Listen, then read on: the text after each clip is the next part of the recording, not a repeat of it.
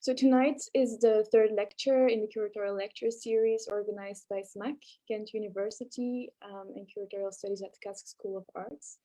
Each year, the Curatorial Lectures series focuses on a different curatorial theme, and this year we've decided to direct our attention to curatorial practices and challenges working across various modes of space in the broadest sense of the word. Previously, we've hosted lectures by Cecilia Alemani, who talked about exhibiting art in public space in the light of the High Line project in New York, and by Rebecca Lamarche-Vadel, who gave us an insight into how she translated the Riga Biennial exhibition into a film set. In March, we will welcome Ippolito Pestellini-Laparelli, who will give the concluding lecture of this year's series. And today, we're very happy to welcome Karen Archey, curator at the Stedelijk in Amsterdam, and whose position was last year expanded from curator of the time-based media collection to curator of contemporary art. Since joining the museum in 2017, Archie has organized solo exhibitions by artists Rieneke Dijkstra, Stefan Chepernin, Catherine Christer-Hennix, Stephanie Jamison, Jeff Price, and Meta Haven, as well as the group exhibition Freedom of Movement, the 2018 Municipal Art Acquisitions. She's currently working towards solo exhibitions by artists Charlotte Roger and Hito Stero. The starting point of the talk is After Institutions, an exhibition which Karen has been developing over the past few years and which addresses issues that are highly relevant to everyone working, visiting, and exhibiting in institutions, and even more so in light of the pandemic. But I won't say more since you'll hear all about it from Karen. After the talk, there will be time for questions, which you can share in the chat or by raising your hand. And we have another new feature in Zoom, which allows us to have the public stepping in and participating in the discussion without my moderation. So I'd be happy to give you the floor if you have any questions. Thank you so much, Karen, for joining us, and the floor is yours. Thank you so much, Laura. Thank you also to Gerard Beckers and also Anna Stolpa and everyone from Kask and SMAC. I'm really excited to be able to present this research to you. I'm going to share my screen now. And as Laura already mentioned, you can actually access this PowerPoint if you just drop a message so that you can see my notes in presenter view, like this helpful note saying hello. And you'll be able to more easily follow the presentation if you would prefer information being written out rather than just spoken. So that's available via a WeTransfer link upon request. And so I am here to talk to you today about my research for After Institutions. So I've been developing this exhibition for the Stedelijk for the last few years. The exhibition was supposed to open in October 2020 and was postponed due to the coronavirus. And strangely, just this week, I actually got word that the exhibition is canceled. So I need to adjust a little bit to speaking in the past tense. After Institutions is a project that has grown out of research from before my time at the Stedelijk. It connects topics of care and how we live and work as people within the context of our work as artists, curators, and educators. And this research also came out of a need. I was witnessing the intersectional feminism, disability activism, and anti-racism movements shape the world around us, and watching how museums and the rest of the art world sometimes struggled to try to enact and absorb that change as well. I also noticed that the lessons that we've learned from these social movements was sometimes confused as content rather than a call to reevaluate our ways of working. So I'd argue that it actually misses the point to consider the output of these movements as content rather than a practice. And this renews important conversations about authorship, biography, privilege, etc. So I'll explain and go into all of this in the talk.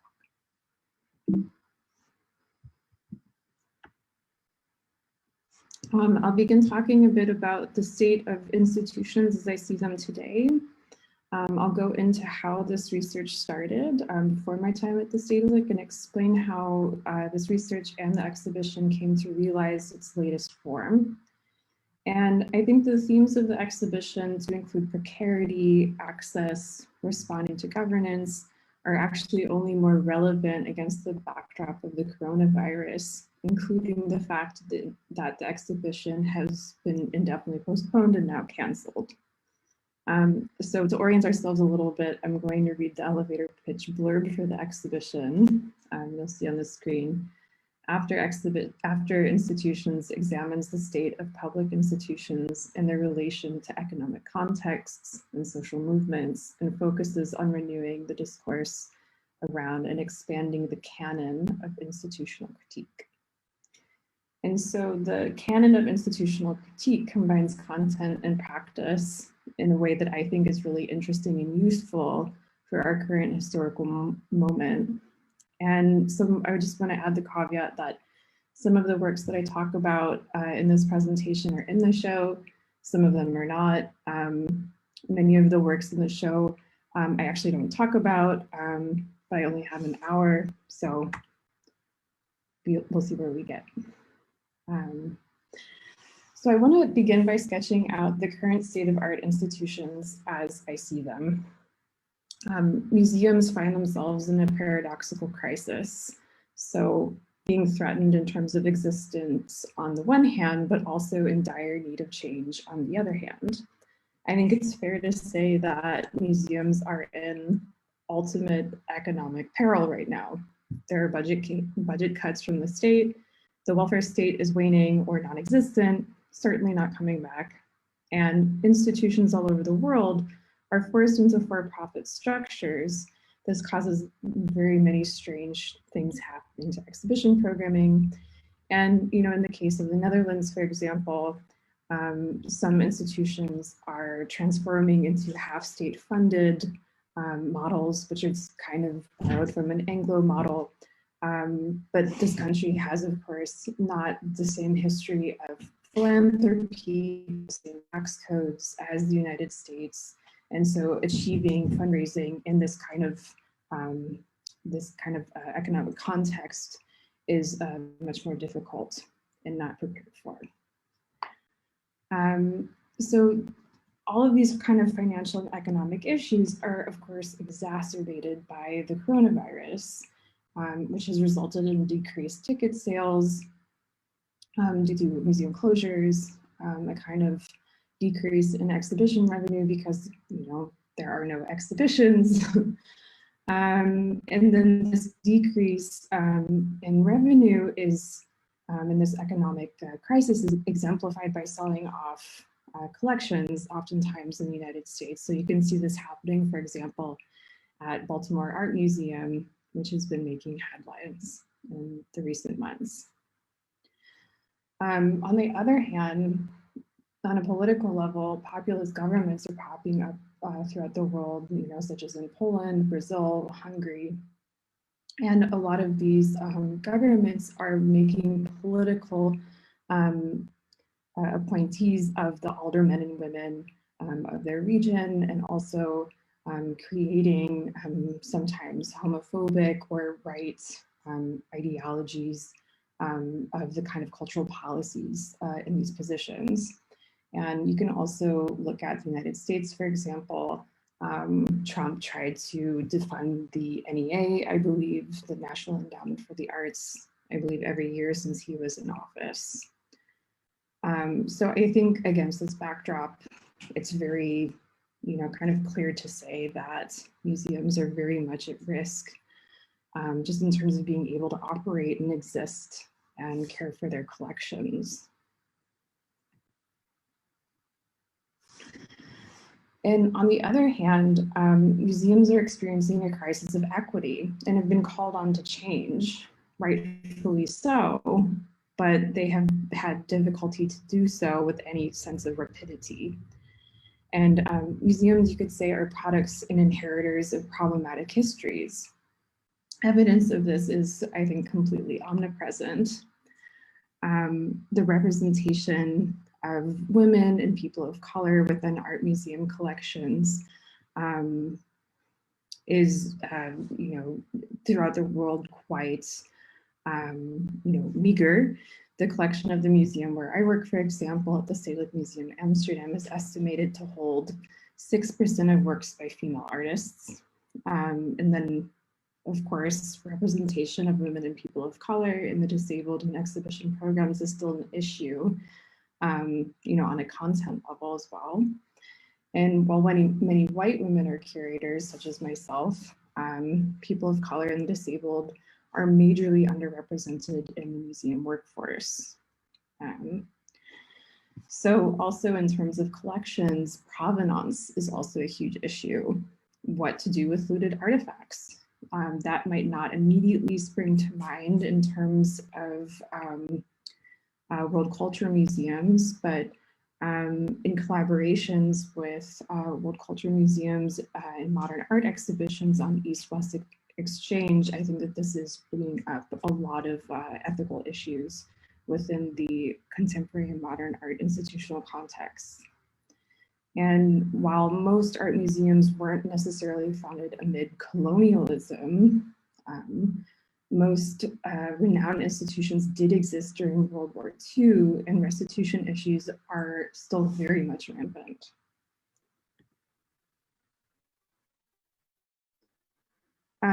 Further, when museums do decide to do the work and address racism, sexism, ableism, colonialism, etc., we inevitably come into ethical dilemmas. So within collections and exhibitions, what do we do with artworks that we know are problematic? For example, should we show a very retrograde piece that was made decades ago within a monographic retrospective exhibition? Should we show an artwork, for example, from the 80s that, you know, is maybe a little bit sexist, but then maybe that kind of deepens the understanding of this artist's oeuvre? And then if we do, how do we mediate these works to the public? Especially if the work, for example, is about race or racist typologies, and we have an all-white staff, how do we mediate that? What about a male director creating a show about feminism? I think these questions are about the boundaries of allyship and which stories are ours and aren't ours to tell. So many of the examples surrounding authorship are centering around curators who have shown problematic artworks or written problematic exhibition texts who probably should have known better. On the other hand, because curators and museum directors are being held more accountable, and rightfully so, sometimes we are prone to overcorrecting ourselves and have difficulty recognizing allyship, which makes us kind of feel difficult to move forward. So I'm thinking, of course, about the case of Philip Guston, which I think is very much a case of overcorrection. But I would also say that there are no easy answers to these questions.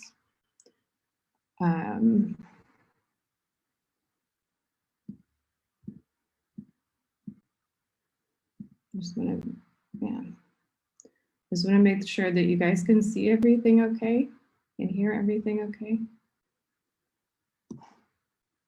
It's very weird doing this presentation from my desk.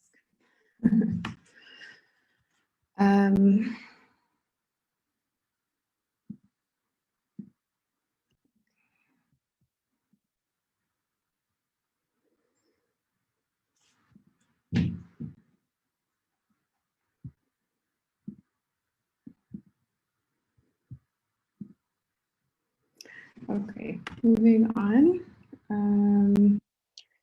So in terms of thinking about the actual experience of working in an institution, many museums are marked by rampant social misconduct. I'm thinking about Sarah Ahmed's research on complaints. So when you're actually doing the work in institutions, it's not that easy to change them from the inside. And her work on complaints states that complaint is very important to the health of the organization, but difficult to make complaints in practice. They're oftentimes mired in bureaucracy. And people most affected by abuses of power are oftentimes the most vulnerable. So foreigners reliant on the organization for their residence permit, for example, young women. And if these people do make a complaint, they're often seen as complainers and incentivized to not make complaints, and sometimes even threatened if they were to do so. So doing this would then inhibit the growth of the organization and perpetuates abuses of power and silences those who are affected. This is complicated also by the fact that women, the disabled, and people of color predominantly are excluded from stakeholder positions in most museums as board museums and directors. So that's a bit of a take on the complex twofold state that exhibition or institutions are in today. So while institutions are very vital to the ecosystem of art and culture, they're also threatened economically and politically, also products of and perpetuators of unjust histories, and also very, very resistant to change. Back to the research leading up to after institutions, I embarked on this research on care in 2016 after almost a decade of freelancing and graduating into the gig economy after the recession in 2008. Anyone who graduated around that time, or maybe who is graduating now, would be able to relate to the fact that when you graduate into these economies, it's basically impossible to find a job, and then you're forced into this kind of position of flexibilized labor. And then 10 years later, I had been in 2016 when I wrote this feature, I was thinking about how health and exhaustion greatly affect our ability to produce creatively, and how important these private issues are to being able to not just make one's work, but also to live a meaningful life.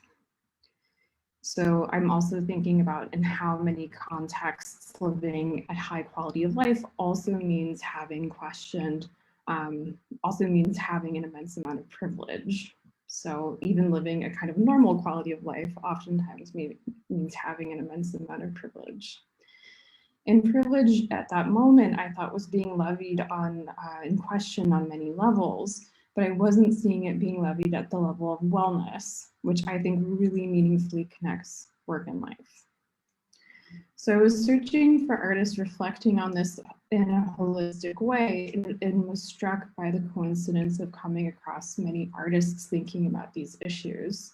That included in this feature, Deborah Delmar, Institute for New Feeling, Daphne Maimon, Helga Rettman, and Lauren Uden. And one of the things that marked all of their work for me is how wellness was becoming something more and more of us were paying attention to, but simultaneously was also becoming marketed and sold. So as, for example, green juice or avocado toast, and performed as an Instagram post. And interestingly, many of these artists pointed out that sometimes the pursuit of wellness for the self is actually antithetical to the wellness of the world. So for example, the meteoric rise in the value and popularity of avocados have attracted the attention and subsequent violence of drug cartels in the Mexican state of Michoacan.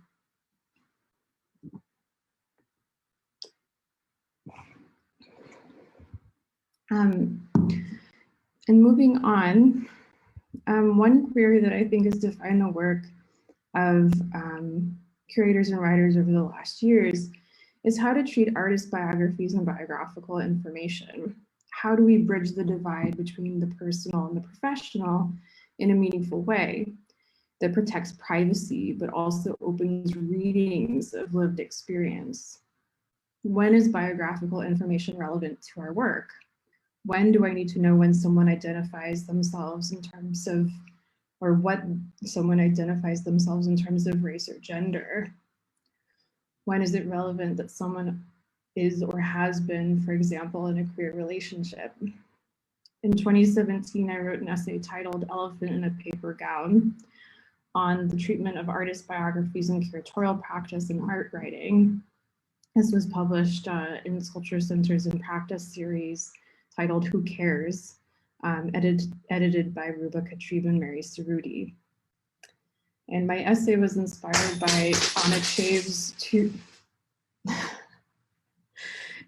art historian Anna Chave's essay from the year 2000, Minimalism and Biography, thinking about how work of the 1960s was meant to march away from the emphasis on the artist as a private individual.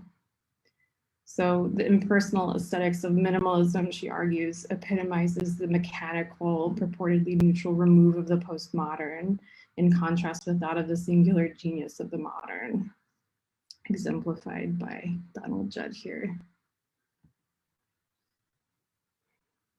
So while biography is a critical tool of analysis fits the modernist vision of the artist as a singular transcendent genius, the postmodern definition of art reduces that emphasis on the private, thereby reducing the effectiveness of biography as an analytical tool, but at least in theory. And then within minimalism, there was actually an uneven treatment of the neutral subject, you could say, which might include, white men, as compared to the novel subject. So that could be considered women, people of color, and the disabled. And you see this reflected in the practices and the kind of legends around the work of Eva Hesse, Hannah Wilke, and Anna Mendieta, whose works in practices are very much overshadowed by how they passed away, whether by illness or by murder. And moving on from that, if we look forward to today, there are many ways to deal with and approach biography that are quite meaningful, particularly if they are self-determined. So how can we reclaim the biography? When is it useful? Could it potentially create a sense of empathy in others and be an effective consciousness raising tool? When do we have agency in relating these stories?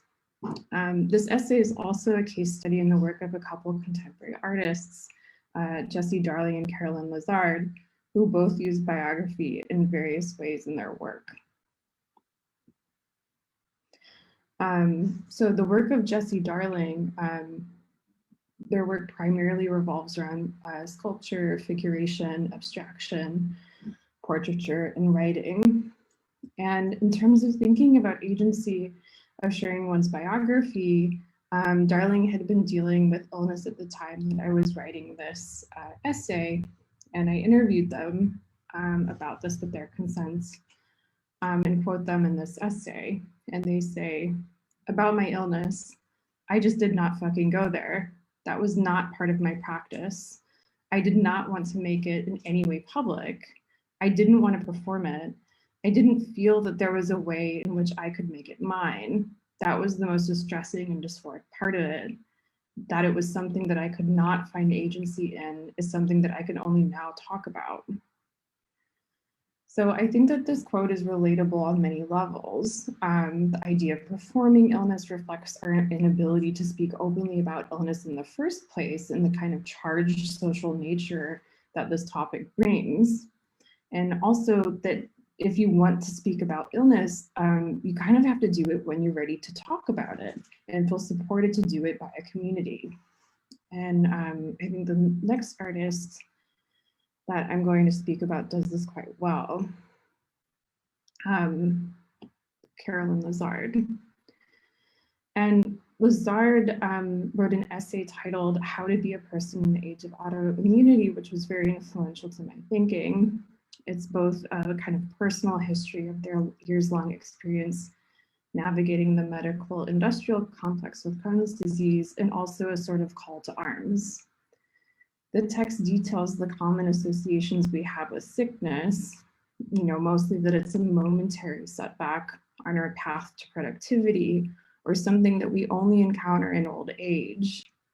And Lazard just deconstructs the adversity that they had experienced as a chronically ill person in the prime of their life as this kind of ideological follow, these two things that don't go together, illness and youth. And for Lazard, the expectation that they maintain a job, a creative practice, and a sex life is a repercussion of the capitalist demand for productivity and reproduction. And they state, and I think that we have so thoroughly internalized productivity as universally good that even the most well-intentioned doctors, friends, lovers, artists, creative laborers have a difficult time identifying it as a damaging ideology. So we can also potentially treat biography in a way that collectivizes private experience and helps consciousness raise about reclaiming disability. Reclaiming disability means acknowledging that virtually everyone is encompassed by its exponentially expandable definition, which includes impairments and divergences in mobility, sensory apparatus, and cognitive, developmental, neurological, and mental health conditions. In this text, I quote Lazard as saying, "For me, disability is like queerness. It's yours if you want it. It will claim you, but it can also be claimed. There's power in the realignment of how we understand ourselves vis-a-vis entanglement, dependency, and need, which can force us to shift the way we relate to each other and the way we work." So in early 2018, I continued this research by organizing the Practicing Care Symposium at Studium Generale. So I was again thinking about the role of care, empathy, and interdependence within personal and professional and creative spheres. So participants included the aforementioned artists Jessie Darling and Carolyn Lazard, as well as Joseph Grigley and Loculis Thompson. There was also Myrta Berenson, a writer and also a resident within the beautiful distress residency program at Kings County Hospital in Brooklyn in the mental health unit. I'm not going to get into so much of what was said here, as it was a whole day of lectures, and you can see it on YouTube still. But I wanted to mention this for this kind of story arc because at a conversation at dinner with Joseph and Luke, and also through earlier conversations with Carolyn, I began realizing how important the legacy of institutional critique is within this group of artists. And institutional critique is also extremely important to me. I wrote my thesis on it. Mark Dion was my mentor. And I think, again, institutional critique connects the production of art with real life in a really meaningful way. And there's a lot of renewed need for this. A lot of younger artists are working with these themes. And also, artists and art workers are sick of working under conditions of precarity and constantly combating a lack of access in art organizations and working for nonprofits that rely on their underpaid or unpaid labor or working over hours due to being underfunded. In the words of Grigley again, if art is going to be a critical part of our social and political movement, and if diversity is to encompass the intersectional unfolding of race and disability, it needs to be accessible for everybody. It seems quite straightforward, but unfortunately it's not in practice. The intergenerational dialogue of young artists working with the long established themes of institutional critique was actually the inspiration for After Institutions. And the first title of this exhibition was actually After Institutional Critique. So after meaning literally in time after, but also in the vein of. So if you think about the intergenerational play, that kind of begs the question, what are the waves of institutional critique? I think I should add a caveat that this history is not so clearly written. It's not maybe like a universally agreed upon history with very clearly defined canons. And there are also not so many exhibitions that have been made about this canon. So I also saw this actually as an opportunity. I did think of course, the museum is Muse by Canaston McShine that was at MoMA in the late 90s as a kind of source of inspiration.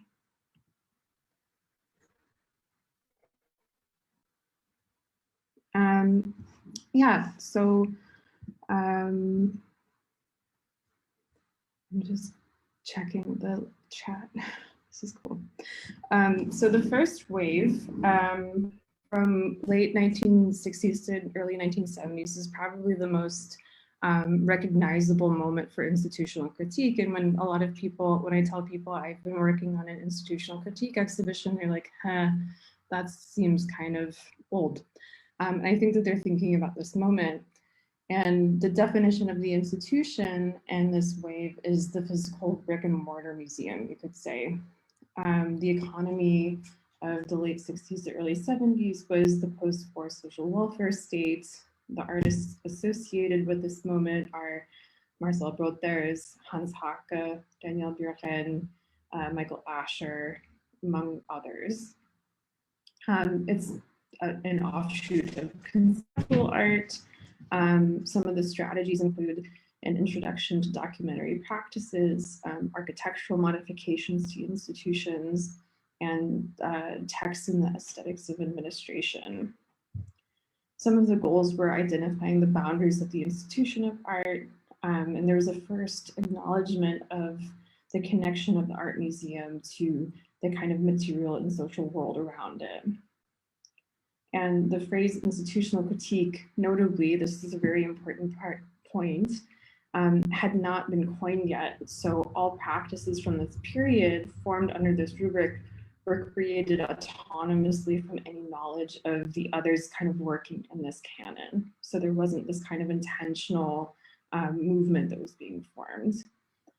So I think it's important to kind of explain these working definitions of institutional critique that I've used for after institutions.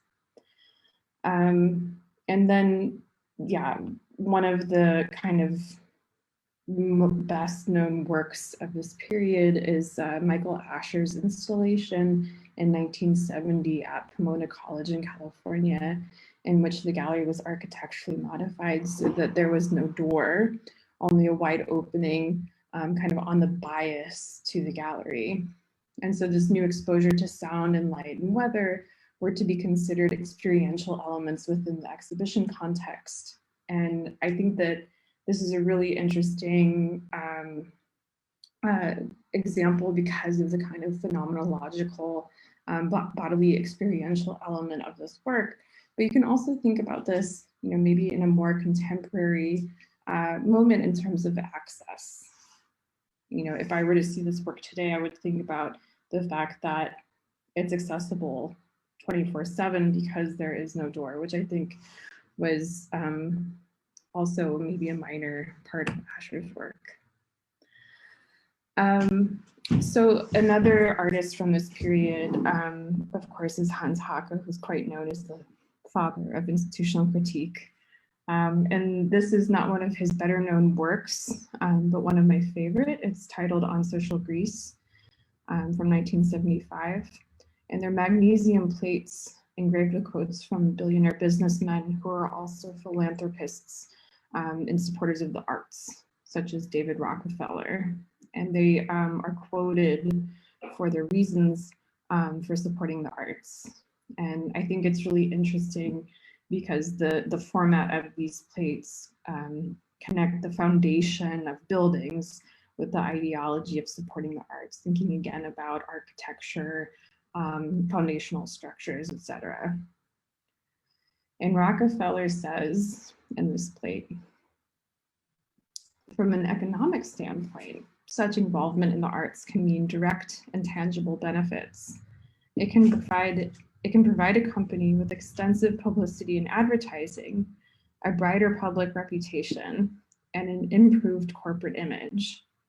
It can build better customer relations, a readier acceptance of company products, and a superior appraisal of their quality.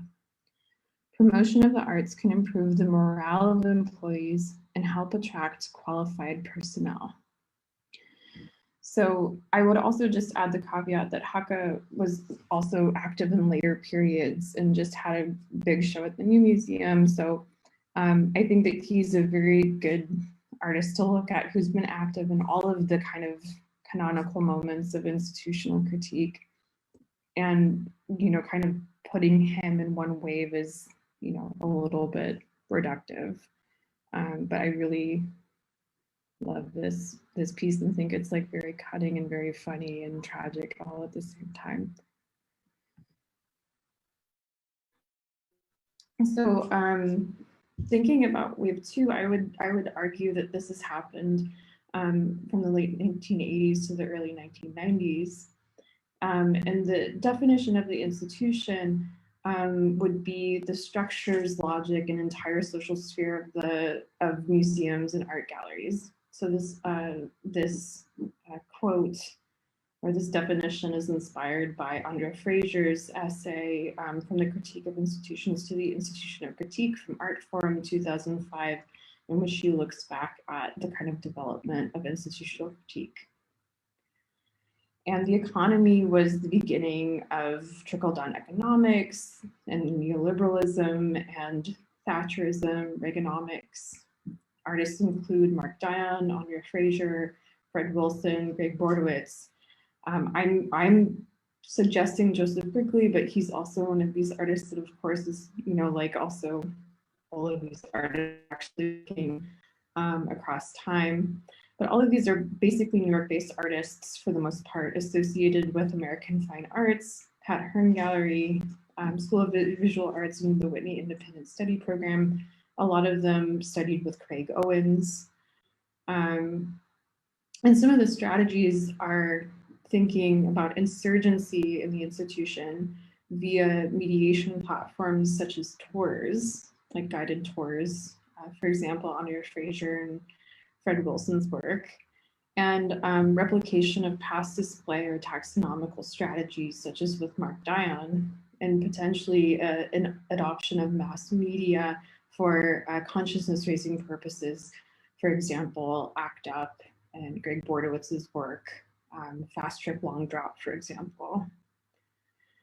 And the goals of this moment were thinking about evaluating past forms of displays ideologically charged, insistence on the greater symbolic representation of people of color and women within museums, and also thinking about class in that structure as well. I'm thinking about Andrea Fraser's Jane Castleton's performances.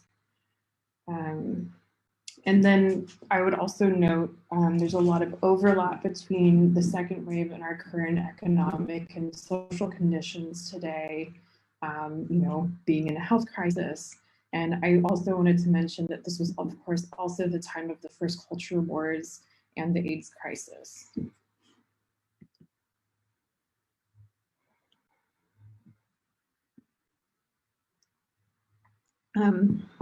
So yeah, to give a few examples of works from this period, I wanted to talk about Fred Wilson's performance, My Life as a Dog. I don't believe that there are any photos of this, so I've included an image of his work from the same period, Guarded View. At the time, in 1992, Wilson was a resident at the Whitney Independent Study Program, and he was in the Old Whitney Museum and greeted a group of docents in the lobby before he was to give them a tour of an exhibition upstairs. And he politely excused himself and said that he would meet them in the gallery. But before going into the gallery, Wilson changed into a guard's uniform. He then stood where a guard would and watched as the docents searched the galleries for him. And as a Black man, Wilson presupposed that posing as a guard made him invisible to the docents, and he was actually right.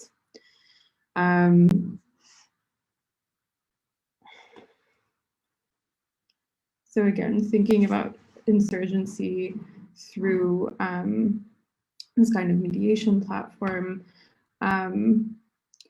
Another artist from this period, still working today, of course, is Joseph Grigley. He's known for his conversation pieces works, collection of ad hoc bits of scrap paper, post-its, used as a means of communication for Grigley, who's deaf. These are arranged in a kind of minimal fashion, oftentimes in monochrome arrangements. And my personal take on this work is that it reminds me very much of minimalism, and specifically art from the 1960s, and as we've learned with Chave, this kind of minimal work was thought to be neutral and authorless to a certain extent, and the phenomenological or bodily experience of art from that time was meant to be thought of as universal, despite there being no universal experience of the body. And I think that within the context of thinking about Joseph's work and deafness and minimalism, and the kind of extremely variable experience of the body, thinking about minimalism's kind of reliance on universality, yeah, makes me think of that as being logically quite garbage. That I wanted to note, which is more recent, I wanted to mention this work because of its medium. It's a lawsuit. And I'm interested, I wanted to mention this. Joseph told me that he's interested in art and law because in both, quote, in both you're trying to get people to let go of their preconceptions of the world and accept it from a different perspective. And the story behind this work is that in 1996, Gurgly visited Gramercy Park Hotel in New York, and he was an artist participating in the Gramercy International Art Fair and needed to make a telephone call with a teledevice for the deaf, or TDD. And though it was 5+ years since the passage of ADA, which stipulates hotels must have this, essential equipment, this hotel, the Gramercy Park Hotel, still didn't have a teledevice for the deaf. So he came back to stay in Gramercy Park Hotel 10 years later, kind of shrugged that off. And in 2004, they still didn't have a teledevice for the deaf. So through a complaint, Gurgly compelled the Department of Justice, the New York Attorney General, and the New York City Human Rights Commission to bring charges against the Gramercy Park Hotel. And this whole case lasted 15 years.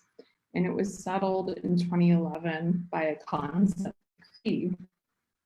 A consent decree is an agreement or settlement that resolves a dispute between two parties without admission of guilt. You can see the medium of this piece, or the title is actually the title of the lawsuit, and then the medium of the piece is actually a consent decree on paper, though I think that if you were to install it, he would make a installation out of it. So of course there's this connection between from Joseph's work and this lawsuit, and also to complaints and Sarah Ahmed, and the emotional toll that it takes to complain, which is enormous. And as a person with a disability, the experience of being denied accessibility is of course a daily experience. So there's also a connection with artists thinking through legal frameworks and contracts and thinking about how to use legal and judicial resources to enact social change, like Cameron Rowland, for example, who's been making works through the structure of mortgaging architectural elements in institutions such as the ICA London, and also Maria Eichlern, who has done an enormous amount of research on the artist contract. After institutions also looks at artists reflecting on governmentality that don't necessarily come from a lineage of Western conceptual art. So the exhibition moved away from being a survey of institutional critique at some point and became rather a survey of artists rejecting being governed like that. It also became really important for me to look at artworks that were gesturing outside of the art world itself and connecting with a kind of more material world. And to explain being governed like that, I'll read this quote from Foucault.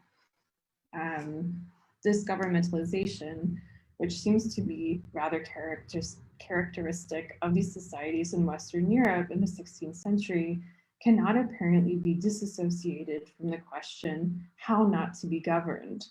I do not mean that governmentalization would be opposed in a kind of face-off by the opposite affirmation, we do not want to be governed and we do not want to be governed at all. I mean, great education about the way to govern and the search for the ways to govern, we identify a perpetual question, which could be how not to be governed like that, by that, in the name of those principles, with such and such an objective in mind, and by means of such procedures, not like that, not for that, and not by them. And that was quoted in the Contemporary Critical Practice, Reinventing Institutional Critique reader, which was edited by Gerald Raunig and Jean Ray.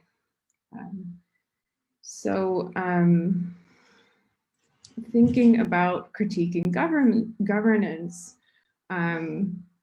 this is a very kind of big focus of the After Institutions exhibition. And I think that this is connected to institutional critique because institutions are a product of the Enlightenment, of course, and also an expression of governance, and they are the object of institutional critique. In thinking of critiquing governments is the artist Derek Jarman, whose work you'll see here, this amazing piece, Margaret Thatcher's Lunch. And he's maybe socially and aesthetically a far reach away from the other artists associated with institutional critique that I've talked about so far, which have been primarily based in the United States. And Jarman was based in the UK. Jarman was a polymath. He was an artist, writer, filmmaker, music video director, costume and stage designer for theater, gardener, gay rights activist. And he comes from a more classical training. He's an aesthete. And he was extremely outspoken in his critique of the Thatcher government, which was in power from 1979 to 1990, and particularly the homophobic Section 28 Local Government Act of 1988, excuse me, in which it states, one shall not intentionally promote homosexuality or publish material with the intention of promoting homosexuality or promote the teaching in any maintained school of the acceptability of homosexuality as a pretended family relationship. Jarman was suffering and died of AIDS in 1994, 1 year after this work that you'll see on the screen was made. Apologies for this crappy photo, but this is a photo I had taken at his incredible retrospective at EMA in Dublin that I'd taken myself. And I was really interested, and I am really interested in his paintings and collages that he had made during his time in Prospect Cottage in Dungeness. And he had made a lot of these when he was sick, and they explore the themes of death and life. And I think that this work is really, really incredible. It's titled One Day's Medication, and it is just that. It's a bunch of different medication bottles pasted on a board, and which I just find incredibly radically transparent. It includes medications for toxoplasmosis, steroids, antiretrovirals, etc. And so,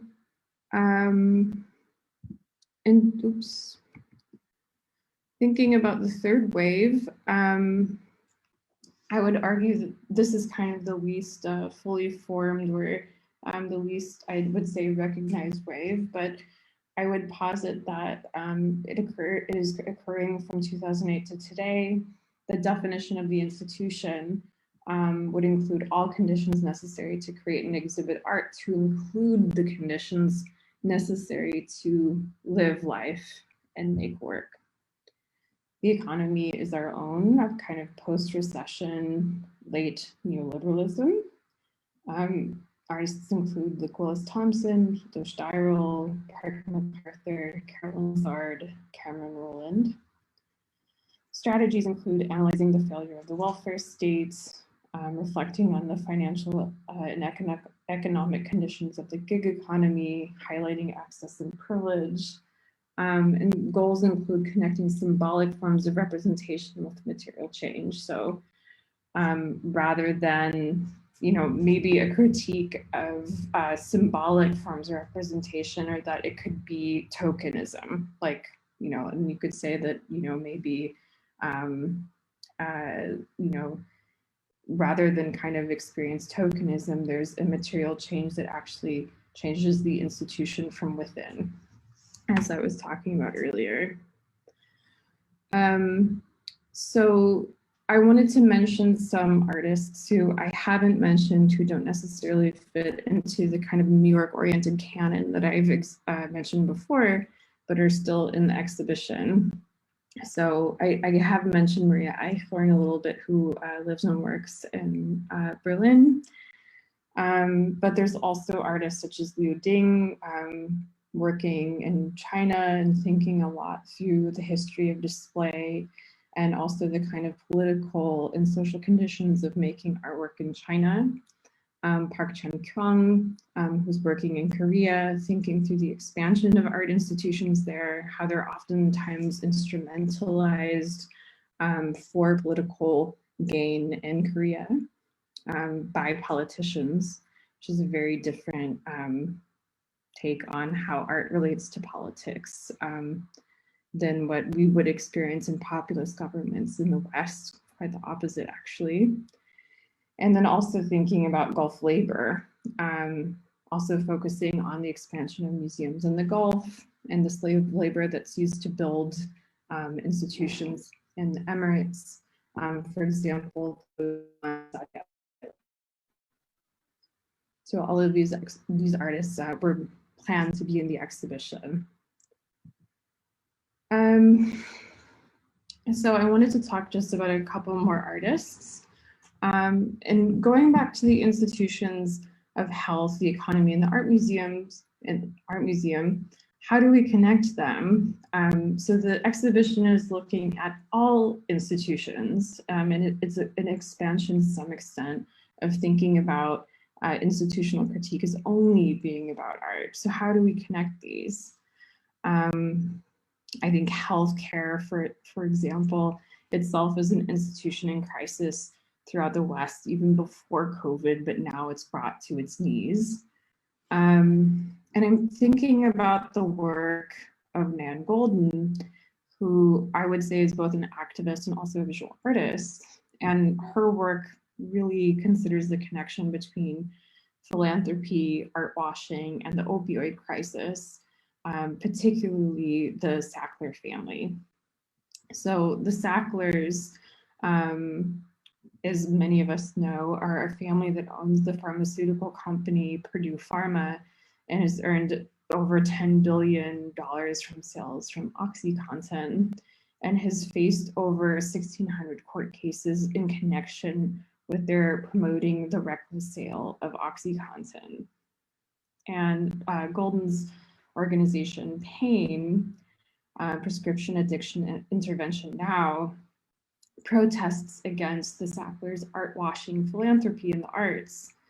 And it should be noted that there are or were previously Sackler galleries or Sackler centers at the Brooklyn Museum, the Smithsonian, the Serpentine, etc.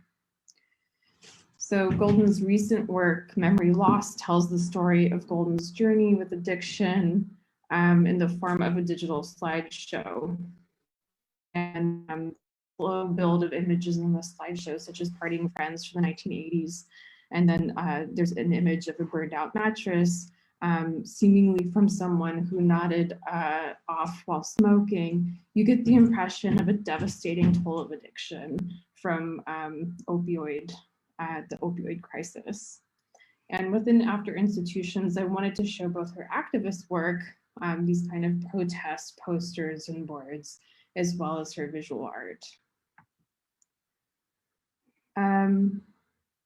And then I wanted to also just note this work, Ashes to Ashes by Adrienne Piper, which I had seen at MoMA at her retrospective a few years ago.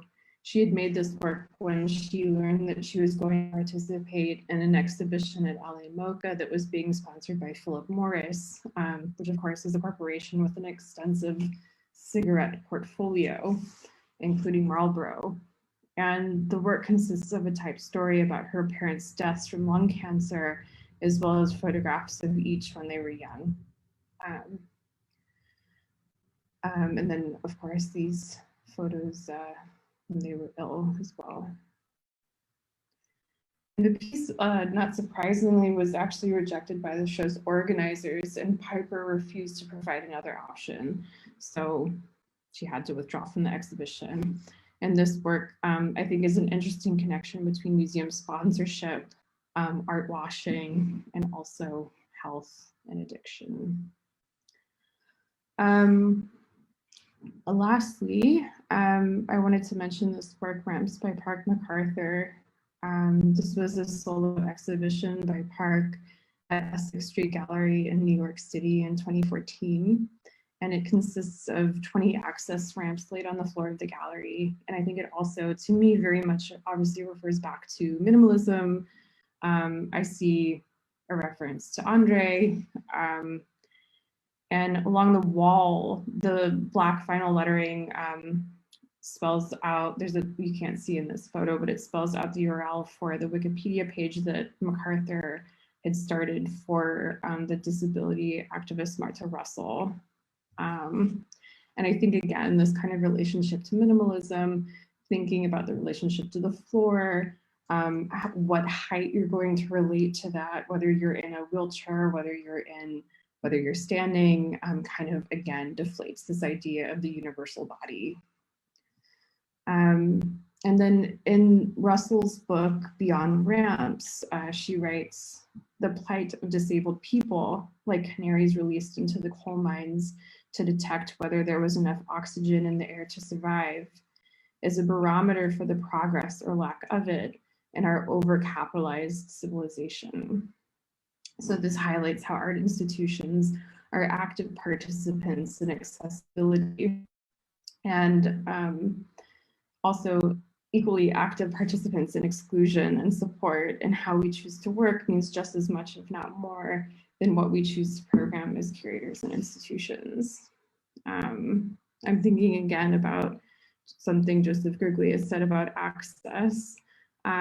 Most recently, he made an inventory of apologies he's received from institutions that have not made their online webinars accessible via captioning, which allows deaf people to participate in these events in real time. Thank you, of course, to CASC and SMAC for providing these live captions. And Grigley writes in Voices in Contemporary Art Journal, access is not a one-way process. If it allows disabled people access to the event, it also allows others access to people with disabilities so they can add to the conversations taking place. So access is thus not necessarily just an ethical or moral or altruistic thing, but it can also be genuinely beneficial to the able-bodied by providing access to other perspectives, expertise, and new ideas from others. Yeah, to wrap up, in terms of institutions, I think it's clear from structure to content, we really need bottom-up change. And I wanted to end by posing some questions. How do we save that which needs to so dramatically change? Can museums withstand this transformation? How do we discuss this when our access to public space is limited due to Corona? And my personal take on this is, of course, I'm trying to do this within the context of an exhibition with after institutions, and also working through kind of like thinking through ethical structures as a curatorial practice. So this is kind of my own first attempt at change. And I will leave you with this image of an Isa Genskin work that is an ear. And within this work, she thinks of the ear as a symbolic membrane between two entities, the body and the outside world, the viewer in the institution, you and me. The ear is also a receptive device and a metaphor for hearing, though of course it's possible to listen through devices and organs other than your ears. But when it's perched upon the museum, I like to think of it as a metaphor for change, a call to arms or a call to ears. Thank you.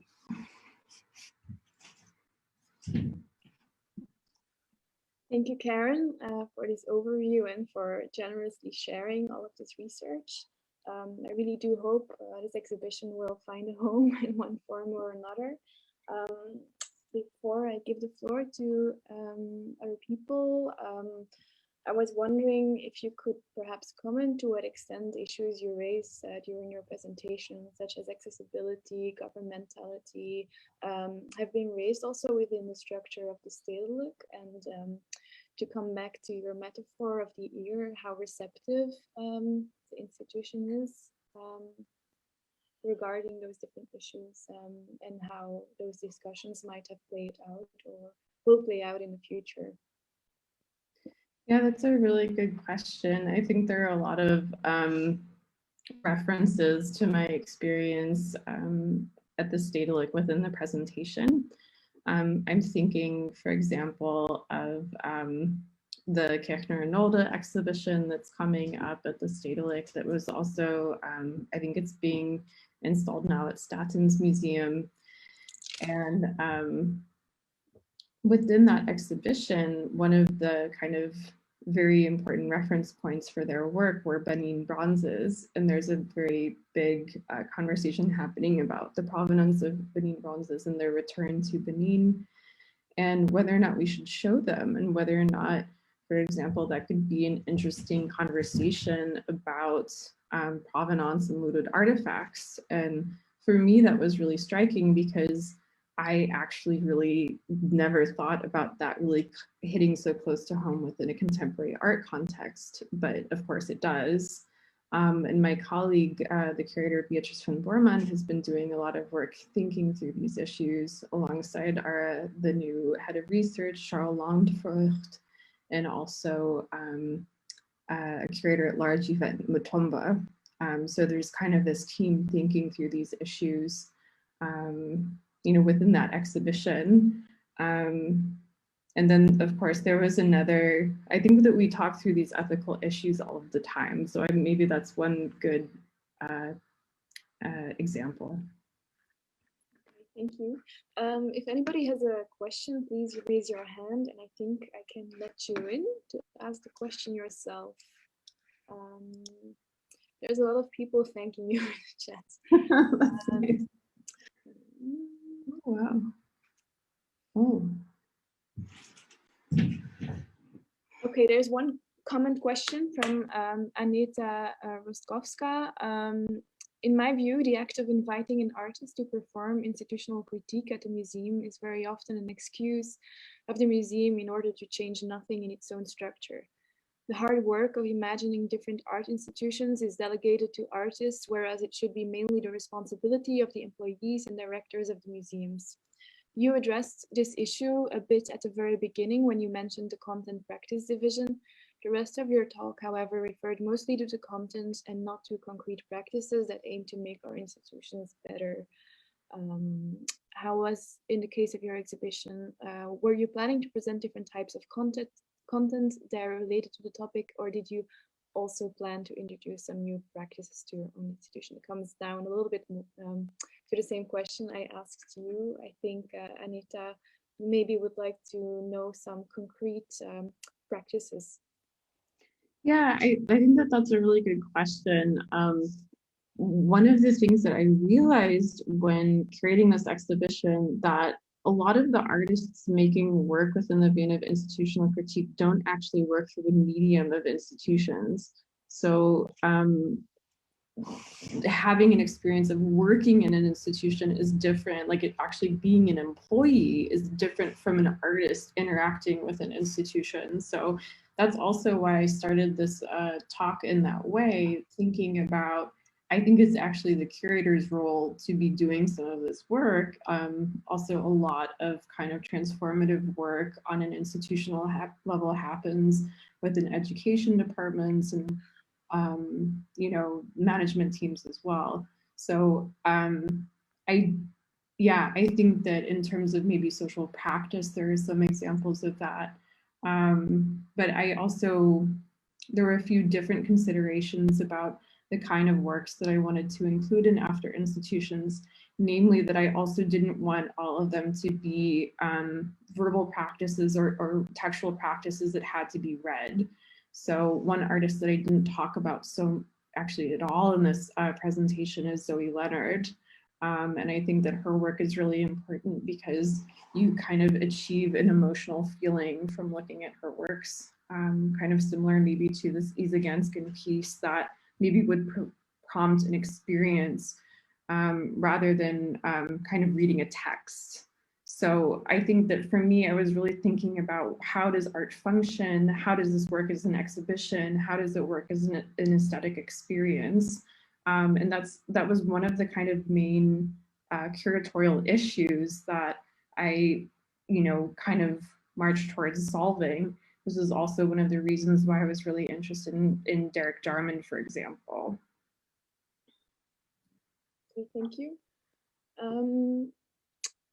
There is another question. Maybe you don't have to answer yet since it's a recent event, but someone is wondering if there is a prospect for your exhibition to, yeah, to take form in one way or another, or maybe it's too early for you to say.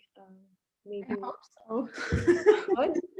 I really hope so. You know, I think if you want it, feel free to write to the Stedelijk. I don't know.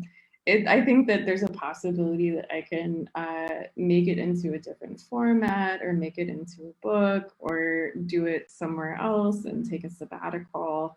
But right now it's definitely canceled, at least in this format. So. Okay. Another question from Lola is the role of the audience in understanding the exhibition's concept. When a visitor comes into the museum, doesn't really have a lot of time and goes to the exhibition, how the audience can actually really understand like the things that you're raising. Yeah, so this is a bit what I was talking about before in terms of thinking about the viewer having a bit of an emotional experience. So that's, again, thinking through, you know, some of the works that I didn't present, which maybe in a subsequent version of this talk, I would talk a little bit more about the kind of curatorial practice aspect of the exhibition. I talked very much more about the kind of research of this show.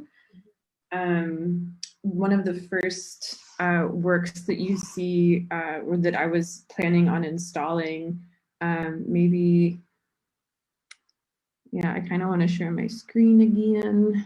Hold on, just so I can show this work.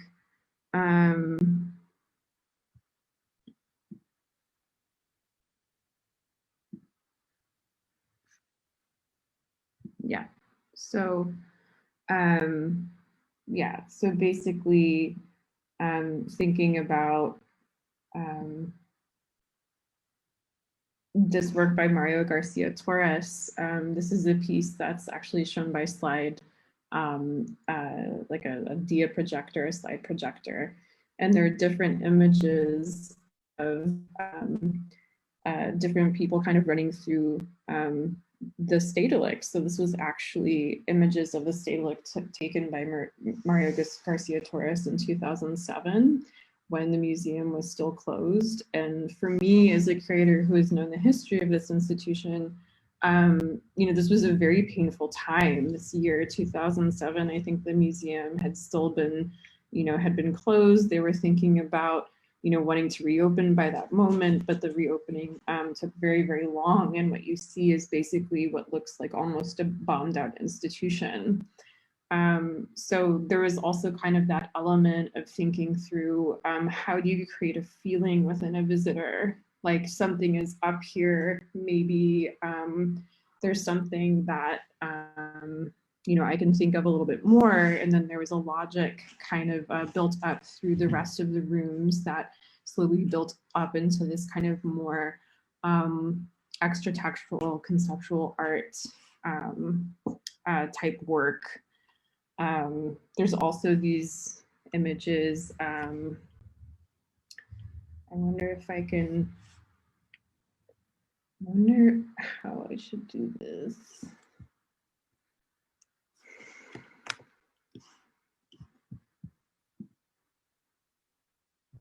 I'm thinking about this work. It's really interesting to do this on my laptop, but also this work, Tree and Fence by Zoe Leonard. So thinking through also the experience of living in a city, feeling that your growth is restricted. I see this as a metaphor for the kind of economic conditions that I was talking about throughout this talk. And then there was also a work by Josh Klein looking at, yeah, like basically a cleaner who had been kind of 3D scanned, and then various parts of their body were placed on their cleaning trays. So thinking also through these kind of more expressive forms rather than the kind of more conceptual arts, you know, kind of, yeah. Works that, yeah, I'm trying to find you now. Okay. Thanks. There's another question from Yanni Stefanu. What about the critique of art schools as educational institutions supporting and reproducing the art institution system? Does it relate to your research on institutional critique, and how? Yeah, that was definitely something that I was thinking about. In the end, it was actually something that I didn't end up bringing into the exhibition. I was thinking about Mike Kelly's work, also Mark Dion's work. There are a lot of artists who are thinking through pedagogy as well. And then also like with this research with Sarah Ahmed, that's mostly about educational institutions, but how to represent that, I did not get there. But it's very important. And of course, a lot of what we learn about the world and how we relate to pedagogy, of course, it's so formative. So yeah, it's a good question, but I didn't necessarily solve that within the show. Yeah, absolutely. Amanda Wilkinson asks, yeah, she says in your lecture, you reference women, people of color, and disabled people, and she's wondering what your position is towards trans community and their exclusion from the institution. Yeah, I'd mentioned a little bit about trans people, for example, in this conversation on biography. I've worked with quite a lot of trans artists in the last few years, and I think it's one of those things that like some artists that I would work with that are trans, like that isn't necessarily a part of their work. And I think that's also important to recognize that, yeah, I think that of course the representation of trans and queer artists needs to be improved. But that was kind of my first thought, that representation of course needs to be improved. At the same time, I haven't worked with a lot of trans artists who actually make work about being trans. All right. There's no more questions actually, unless I'm missing any. There are a lot of questions in the chat. It's mostly about your PowerPoint presentation.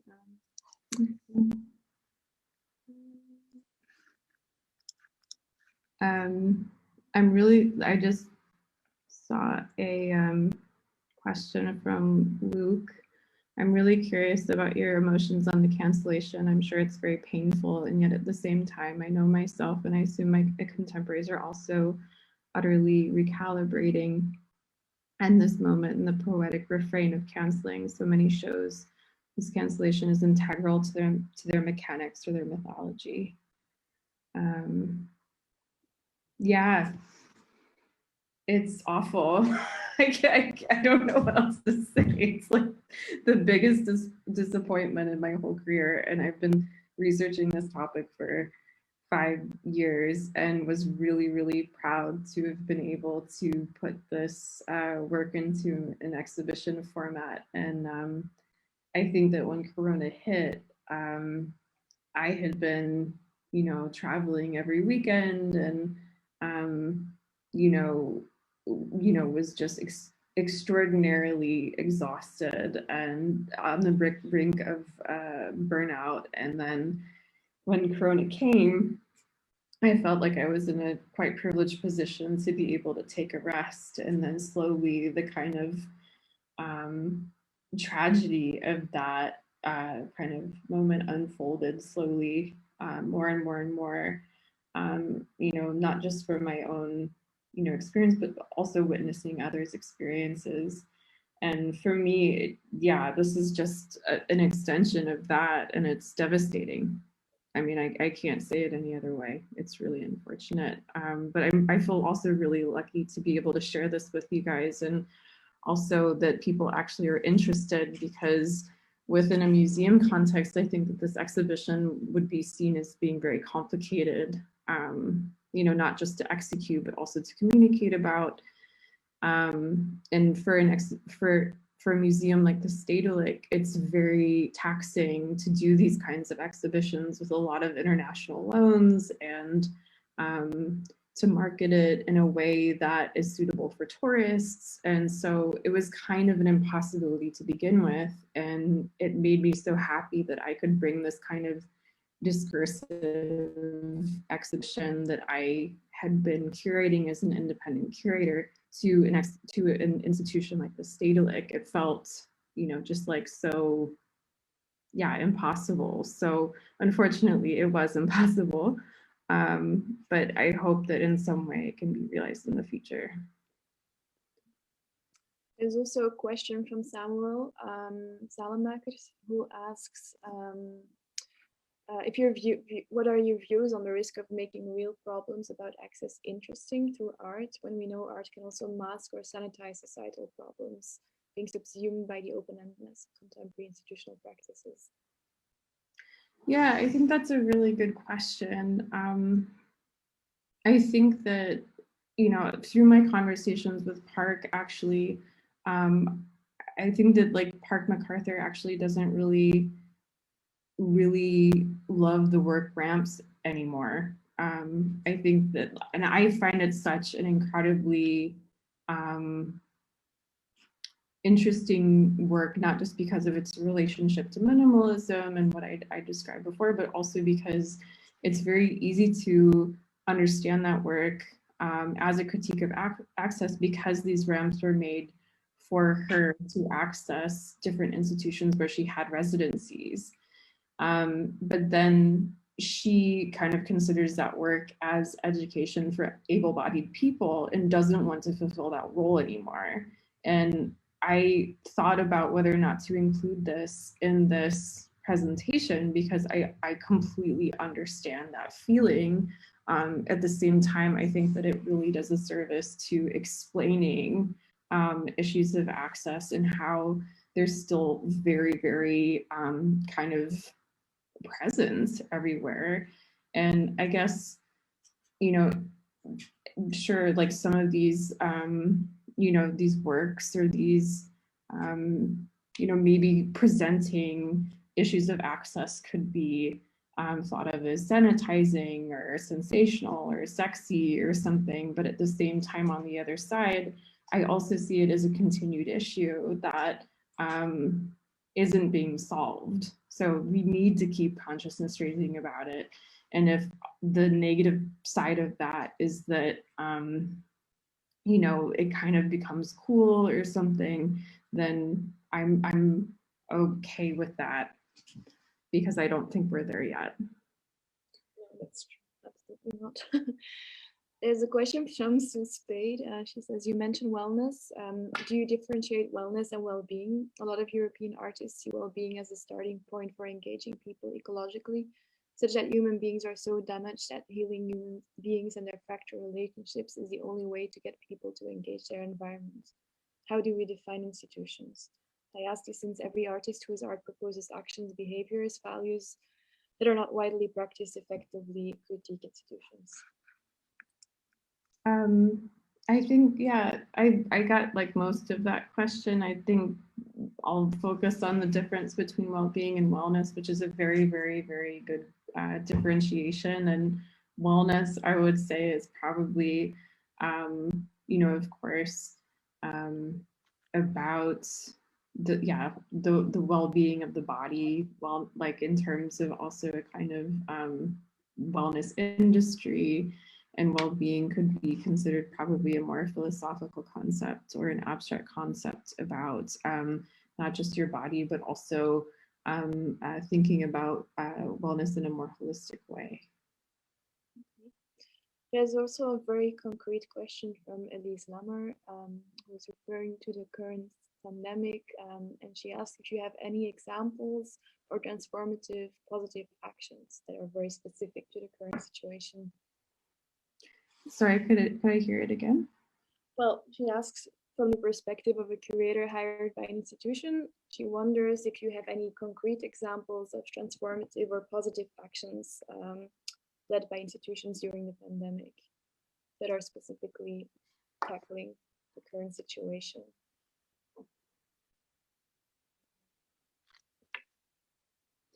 Trying to think of things that aren't involving myself because it's sort of like the Stedelijk. Yeah, I mean, I've been thinking so much about captioning lately, obviously, thinking about how to make these talks accessible. Of course, there's also the fact that I've been learning about what it means to make an accessible PowerPoint in terms of text. Yeah. I don't know, one thing that I think is really positive in general about the pandemic is that so much has been moved online, and that I think really democratizes access for a lot of people, and a lot of people from the disability community have always been doing this kind of work online. In terms of institutional practices,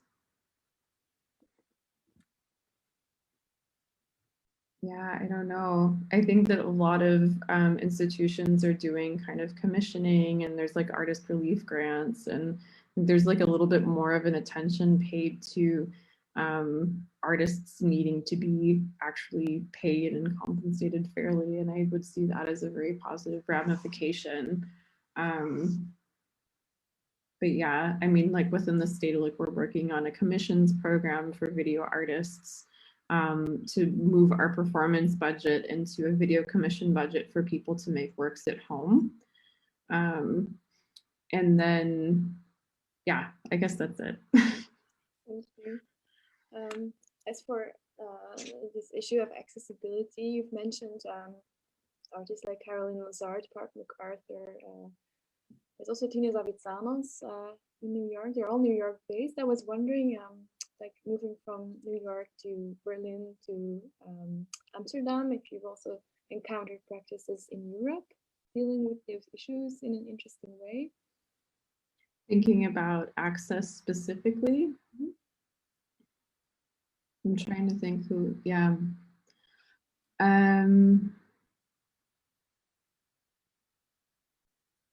I'll have to think about that, I think.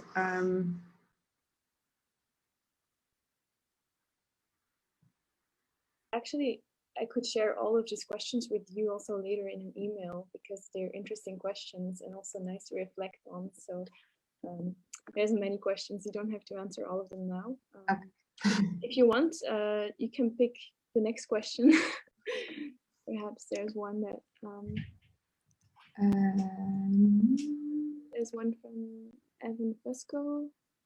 These are the Q&A. Oh my, yes.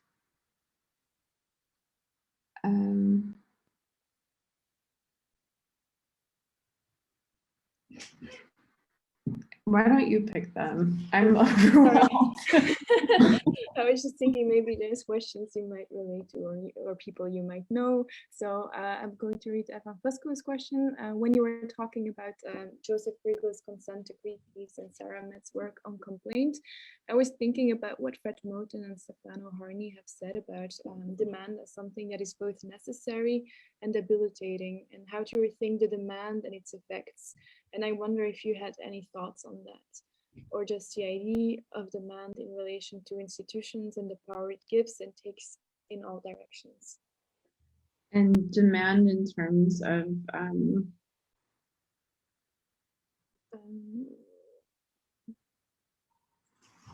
oh, I see.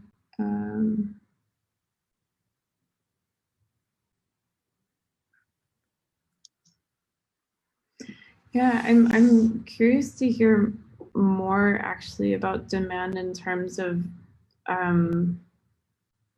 like demand in terms of what the institution is demanding in terms of thinking about what institutions want, like to see from an artist, for example, or I'm not sure. Okay. If I totally get that.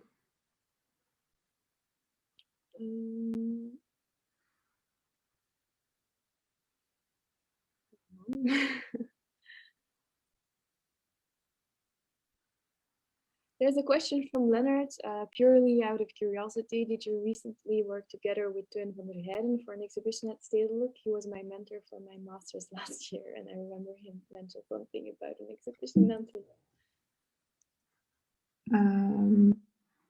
Sorry, I'm kind of reading and listening at the same time. Who was that from? Leonard. Leonard Burks. Oh, yeah. Teun van der Heijden. No, I didn't work with him, but I'll look him up. I think I've read all of the questions. I think. Okay. Unless you see any other that I haven't read.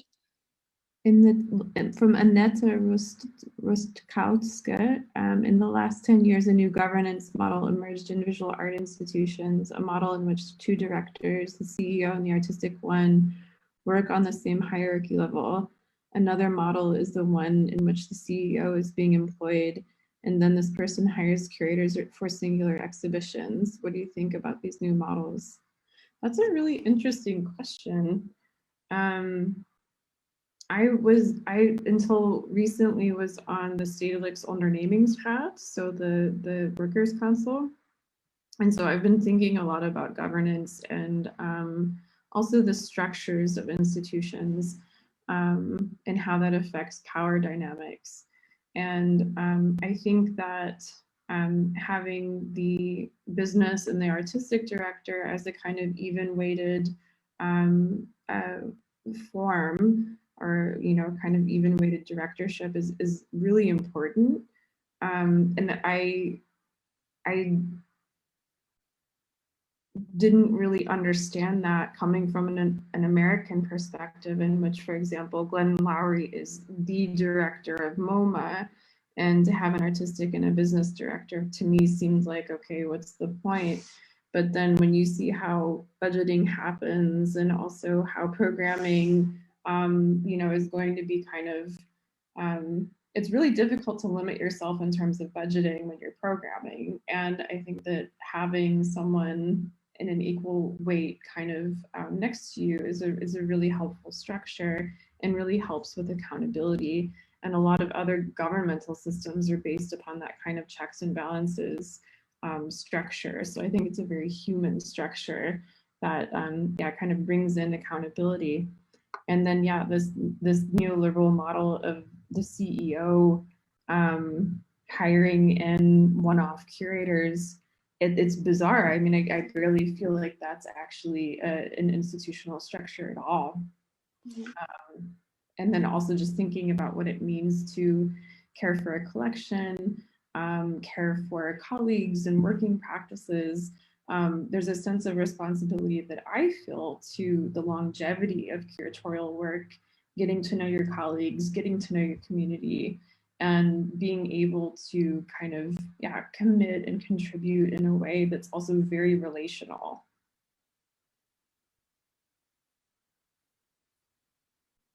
I saw one more question from Anton Dijkmans. Oh, sorry.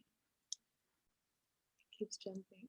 When Hake exhibited at the MoMA or eventually at the Guggenheim, he directly targeted at criticized people involved with the museum. The exhibition at Guggenheim ended not happening, I think. Similarly, when Sterl had a show at the Serpentine, she called out the galleries linked with the Sackler family, which led the Serpentine to cut ties with them. Would the exhibition have commissioned new artworks, potentially challenging the Stedelijk's functioning? Yeah, there were some new commissions in the works, one by Maria Eichhorn, one by Liu Ding. I can't really go into what those commissions were, because maybe those artists still want to make those works. But yeah, indeed, I think to some extent, I think that there's also, you know, there's also in terms of the oversight of the institution, probably, you know, a tendency to want to allow a certain amount of Spielraum or playing room at the same time in a safe way, which is a very, very delicate balance to strike. And I think that, you know, and for me, of course, maybe I would look at that differently, being in a curatorial position and not a directorial position. But I think that, you know, some of the most interesting moments in the history of institutional critique are exhibitions in which the curator has been fired. You know, I think with like, you know, certainly the Buren kind of piece in the middle of the Guggenheim Rotunda, that's an example of a curator being fired by standing up for Buren's gesture in that moment. I think with Hito Steirl, with the Serpentine, yeah, no, I don't think anyone got fired for that, but that was an extremely important moment. Same with, you know, the recent Whitney Biennial, and also the kind of response to Cantor's. I think that there's certainly a lot to be critiqued at every institution, and including the Stedelijk. So I'm very curious as to what would have been kind of developed and uncovered. There's an anonymous attendee who would like to hear your thoughts on collecting the kinds of works that you've discussed in your presentation. As a curator, would you like to acquire them into the collection, and what do you think it means to acquire works like this into museum collections? So would I like to acquire works from the provisional artist list, or? From the artist list you've presented. Yeah, definitely. I mean, a lot of the works were actually in the Stedelijk collection. So that work that I showed by Isa Genskin, the ear works were in the collection, and also the Mario Garcia Torres. There were works by Andrea Fraser, for example, that I would still like to pitch for the collection, as well as works by Derek Jarman. I think, yeah, a lot of the works, also Liu Ding, Park Chan-kyung, that's, yeah, I'm going on maternity leave soon, so I can't pitch them yet, but I will be back in 6 months and I will do it then. Great prospect as well. Yes. Maybe I can share with you one last question, or what do you think? Do you still have energy left? Maya Curic asks what your take is on the hegemonic aspect of the institutional critique in your research, in the sense that it's pretty Western oriented and excludes a large part of the world. Yeah, that's a really good question. That's also why I kind of, yeah, guiltily included this slide featuring Liu Ding, Park Chan-kyung, and Golf Labor, because that was a large part of my research, actually thinking about how Western this history is. But at the same time, I think that there's a reason for that, and that's because the institution is a product of the Enlightenment, and that's a Western phenomenon.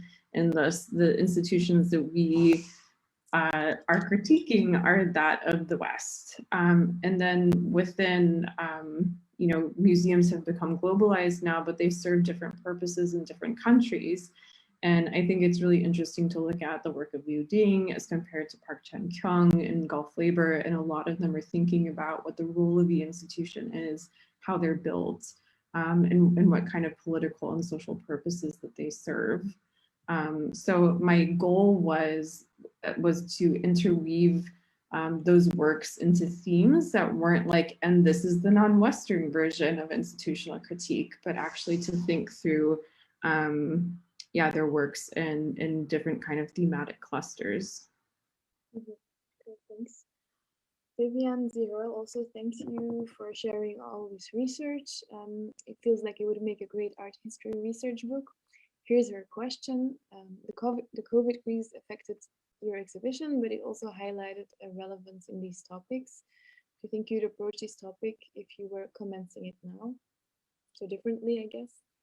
Yeah. Or yeah, I mean, I think that one of the threads that really kind of came through in this research was thinking about health and accessibility more than anything else. And so, you know, a lot of these works, you know, let's say thinking about the artist contract or architecture of the institution, those are maybe works that I would not prioritize as much as works thinking about health and thinking specifically about health crises. And so that was why I was really interested in this second wave of institutional critique, and then also today in those kind of resonances. So maybe thinking about like taxonomical display, or like cabinets of curiosity and things like that. That's maybe something that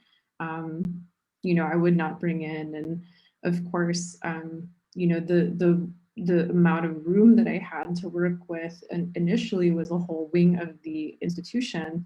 And basically, I thought that that was a lot of space, but what it ends up being is about, I think, 15 rooms, which is a lot, but then it's not enough for a kind of more exhaustive survey. So I think that if I were starting now, I would look into this in a kind of more focused kind of like yeah, theme on health. Elisa Morris Bai asks if you feel your research can connect to other Dutch institutions, but also perhaps international museums.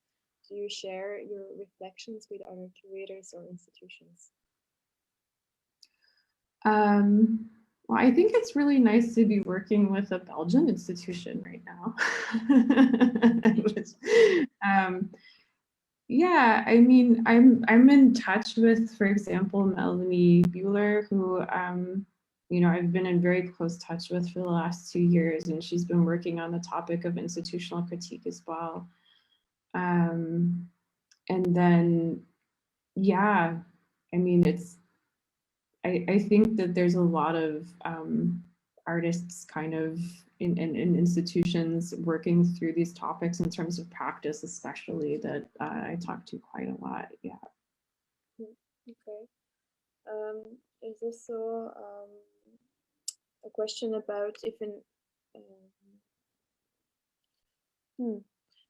an institution commission artists to critique or even sabotage the institution? How can this not be performative or ultimately play into the institution's agenda rather than subvert it?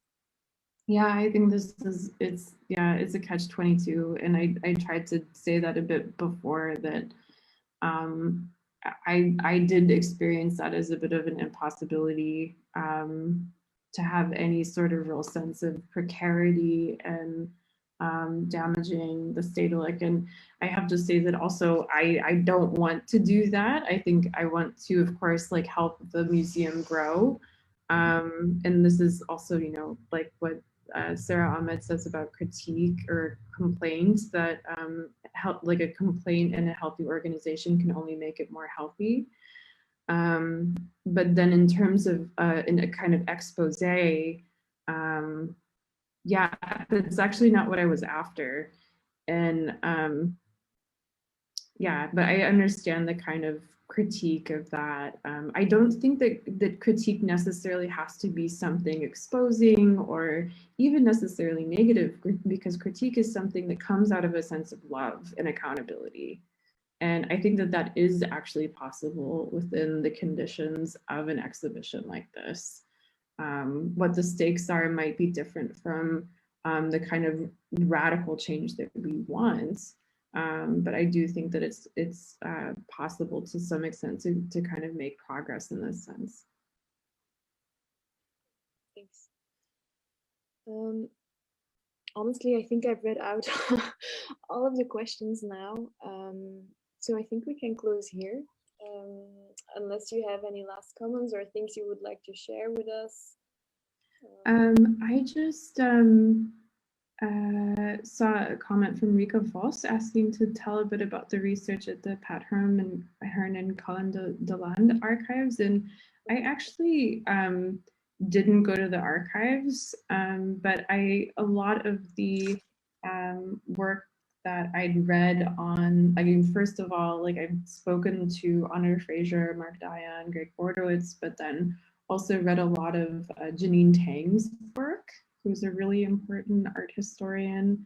So I would really recommend reading, yeah, Janine Tang's research on Colin DeLand and Pat Hearn. Also, I researched a lot about Lutz Bacher, for example.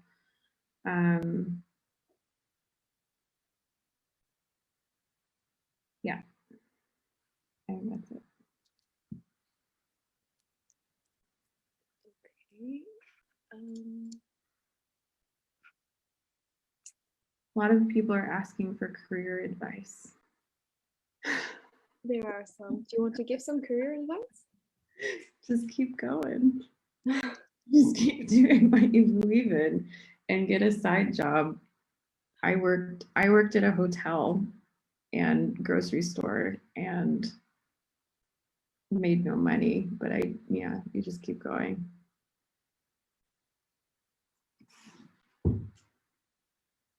Okay, Karen, I think we've covered everything. Okay, I'm ready. I really hope I didn't miss anybody. And if I did, I apologize. Thank you so much. And thank you everyone for your attention. This was really incredible. And even though, of course, it's very sad and painful for this exhibition to be canceled, it's really incredibly rewarding to be engaged with in this way. And I've found it incredible to have so many questions, and thank you. Yeah, thank you. And if you have any news on a possible continuation, please let us know. We'll be very curious to see how it plays out. Thank you so much. And thanks to everyone to be present tonight. Have a good evening.